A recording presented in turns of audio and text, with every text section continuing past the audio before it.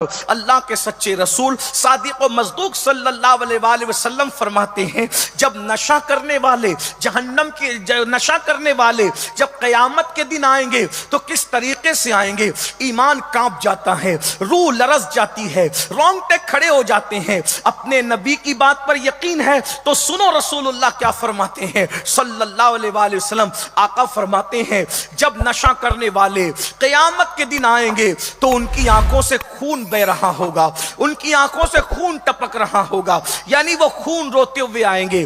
آج بہت آسانی کے ساتھ نشہ کرتے ہیں، الگ الگ بہانے سے نشہ کرتے ہیں، نشے کو پرموٹ کرتے ہیں، کوئی کون سا نشہ، کوئی کون سا نشہ، کوئی کون سا نشہ۔ یاد رکھنا اللہ کے رسول نے ارشاد فرما دیا کل مسکرن حرام، ہر نشہ آور چیز حرام ہے۔ قرآن کہتا ہے یا ایھا الذین آمنوا انما الخمر والمیسر والانصاب والازلام رجس من عمل الشیطان فاجتنبوہ لعلکم تفلحون۔ اے ایمان والو، جوے اور نشے سے بچو، اور پانسے سے بچو، اور بت پرستی سے بچو۔ من عمل الشیطان، یہ شیطانی کام ہے۔ نشہ کرنا شیطانی کام، جوا کھیلنا شیطانی کام، پانسا شیطانی کام، بت پرستی شیطانی کام۔ سوچو، نشے اور بت پرستی کو اور جوے کو قرآن نے ساتھ ساتھ بیان کیا۔ اسی لیے اللہ کے رسول علیہ السلام فرماتے ہیں جو نشے کو حلال سمجھ کر کرے وہ بت پرست کی طرح ہے، وہ بتوں کے پجاریوں کی طرح ہے۔ اللہ کے رسول علیہ الصلوۃ والتسلیم فرماتے ہیں جس نے نشہ کیا جب وہ قیامت کے دن آئے گا تو اس حالت میں آئے گا کہ اس کی آنکھوں سے خون بہ رہا ہوگا، اور جن آلات کے ساتھ وہ نشہ کرتا تھا وہ نشے کے آلات اس کے گلے میں لٹکے ہوئے ہوں گے۔ وہ گلے میں نشے کے آلات لٹکا کر کے آئے گا اور اس کے منہ سے پاخانے کی الٹیاں ہو رہی ہوگی، منہ سے پاخانہ نکل رہا، اسی لیے کہ اس نے ناپاک چیز تو پیا اور کھایا تھا۔ پیشاب جتنا نجس ہے، جتنا ناپاک پیشاب ہے، اتنا ہی ناپاک تو شراب بھی ہے۔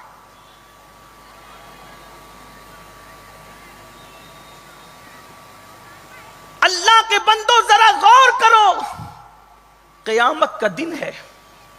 اللہ کے رسول صلی اللہ علیہ وسلم فرماتے ہیں آنکھوں سے آنسو بہ رہے ہیں خون کے، گلے کے اندر نشے کے آلات لٹکے ہوئے ہیں، منہ سے پاخانہ نکل رہا ہے، اور چہرہ یا سور کی طرح ہے یا بندر کی طرح۔ یہ چہرہ لے کر کے اٹھنے والے اٹھیں گے جنہوں نے دنیا میں نشہ کیا اور سچی توبہ نہیں کی، اللہ کی بارگاہ میں رجوع نہیں کیا، رب کی بارگاہ میں استغفار نہیں کیا۔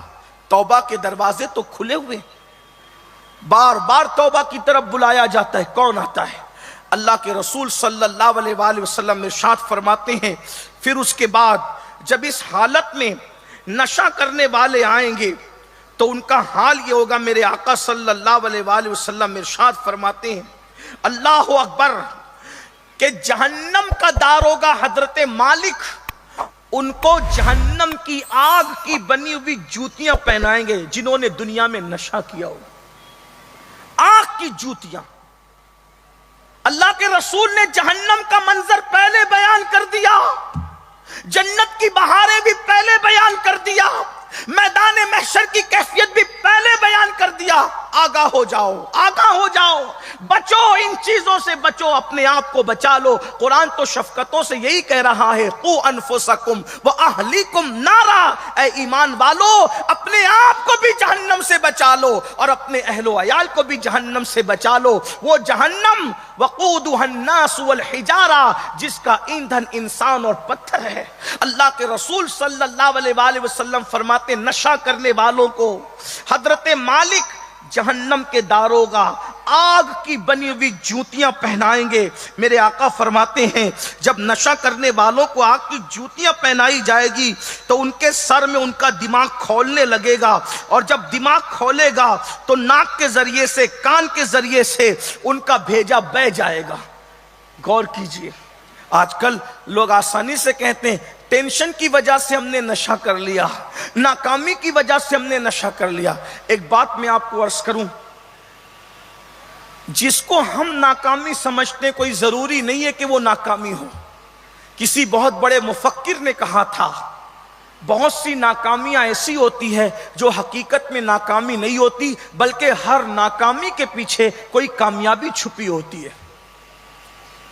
انسان بہت ساری چیزوں کو ناکامی سمجھتا ہے، لیکن وہ ناکامی نہیں ہوتی، وہ کامیابی ہوتی۔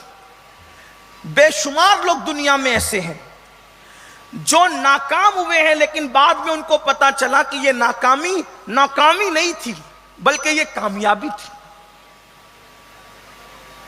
بے شمار مثالیں ہیں، کتنی مثالیں دی جائیں۔